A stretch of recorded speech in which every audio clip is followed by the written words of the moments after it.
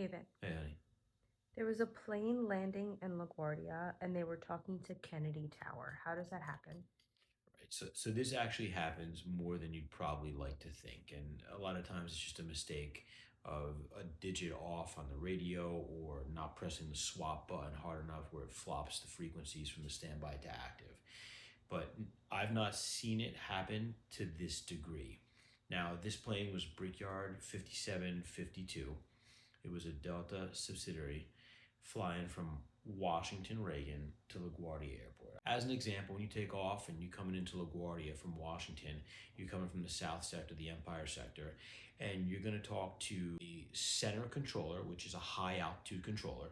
As you descend through the mid teens to towards 10,000 feet, you're going to be put onto an approach controller, and they're going to get you on the final path to the runway. And they're going to hold you on their frequency until they swap you to the tower frequency. A lot of times they'll hold you till, I don't know, 5 to 8 miles out, and then they'll say contact the tower.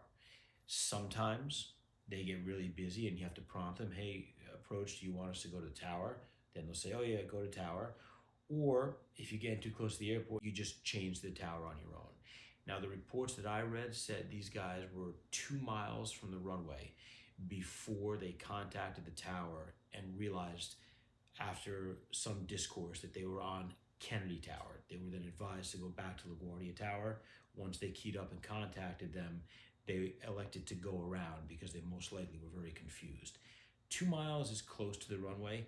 Whether or not the controller forgot to hand them off or they couldn't get a word in edgewise because there was a lot of talk on the frequency, and by the time they keyed up or got a second to key up, they had just arrived at 2 mile mark.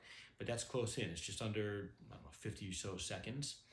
How this happened, I don't know. I'd like to say they just made a simple mistake, but the tower frequencies between LaGuardia and Kennedy aren't very similar at all. LaGuardia's is 18.7 and Kennedy uses 2, 19.1 and 23.9. So I'm not really sure there.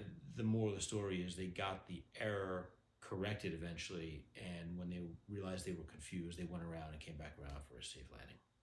Thanks, Pilot Vinny. You're welcome.